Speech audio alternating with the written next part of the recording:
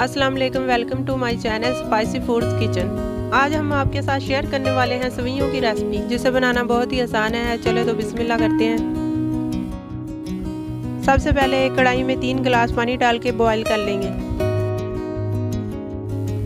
जब पानी को बॉयल आ जाए तो इसमें 150 ग्राम सवैयाँ डालकर इसे 2 से 3 मिनट के लिए बॉयल कर लें। बॉयल करने के बाद इसे स्ट्रेन कर लें।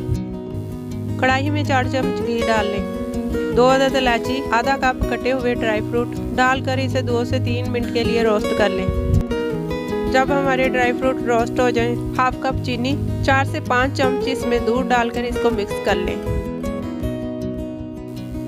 शीरे को 1 से 2 मिनट के लिए पकाकर इसमें सवैयाँ डाल दें।